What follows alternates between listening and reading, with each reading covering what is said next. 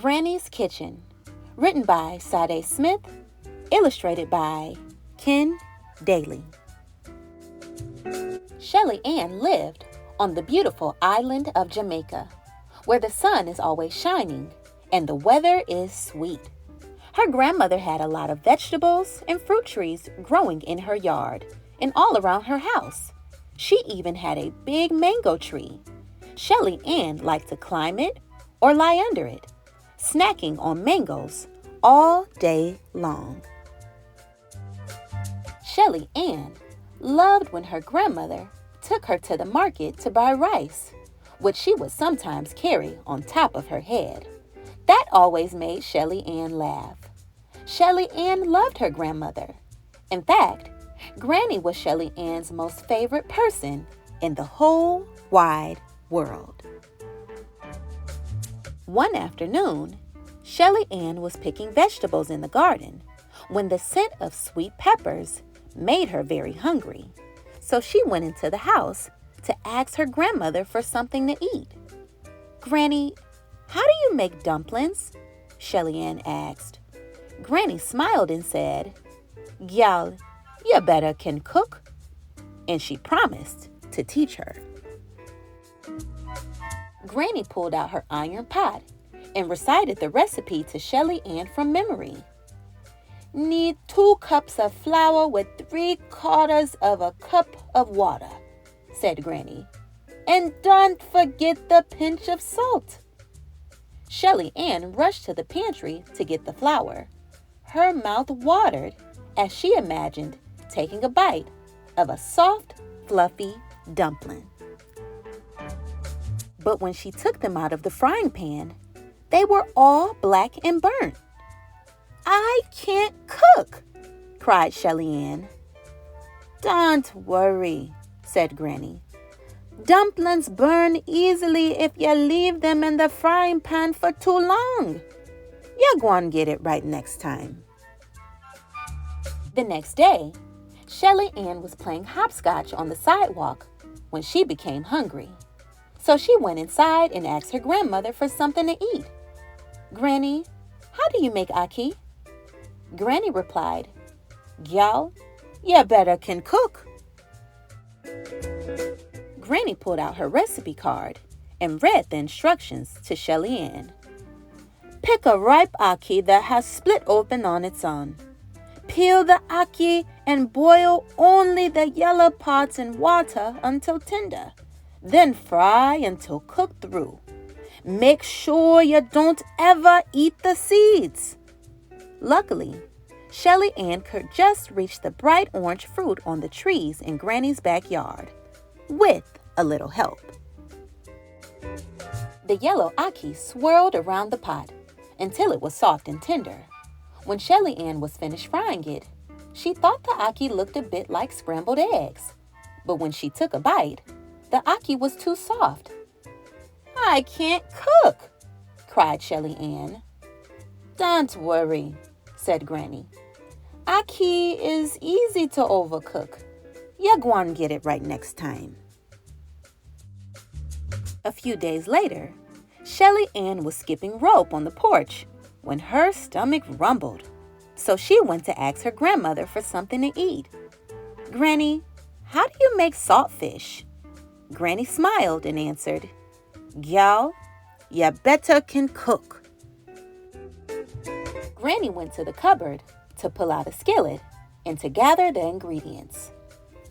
"Soak the codfish in water for 2 hours and then saute all your vegetables and herbs. Add the saltfish, mix it all together, and cook until tender." The scent of spices filled the entire kitchen. Shelley Anne was so excited to try the fish. But when she took a bite, it was too salty. "I can't cook," cried Shelley Anne. "Don't worry, you're going to get it right next time," said Granny.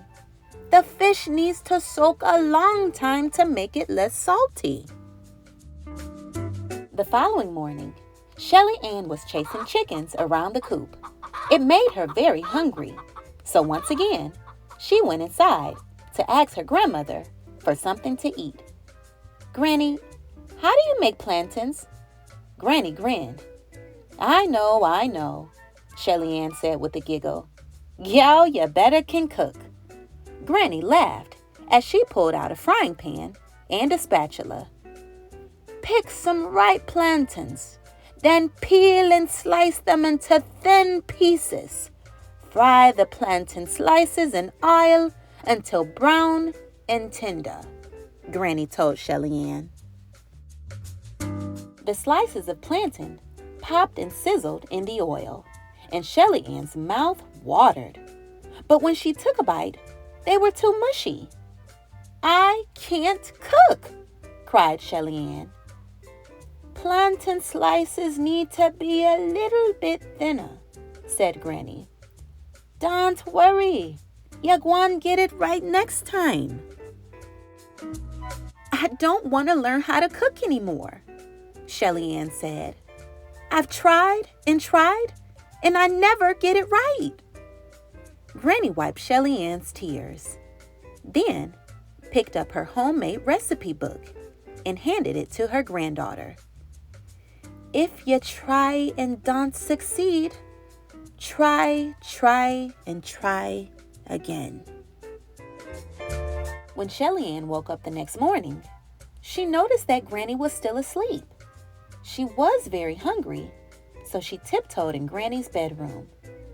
"Granny," whispered Shelley Anne, "can you make me something good for breakfast?" With a sigh, Granny replied, "I am too tired to cook this morning." And she closed her eyes and went back to sleep. Shelley Anne went to the kitchen table and sat down. She opened the recipe book to find old pictures of family and friends from the neighborhood enjoying Granny's prize-winning dumplings. The smile on all their faces reminded Shelley Anne how much joy Granny's dumplings bring to everyone. It must have taken Granny a lot of practice to make the perfect dumplings, Shelley Anne said to herself. Then she became excited. "I just have to try and try again," Shelley Anne said. "And don't forget a pinch of salt." She went out to the yard to gather what she needed. She hauled all the ingredients into the kitchen and pulled out a big Dutch pot and a skillet from the cupboard. She fried the dumplings. She cooked the ackee. She soaked the saltfish. She sliced the plantains, just like Granny had taught her. Shelley Anne put all the food onto 2 big plates and tiptoed into Granny's room. "Granny," she whispered, "wake up." Granny opened her eyes. "Dumplings? Ackee? Saltfish? And plantains?" Granny was delighted.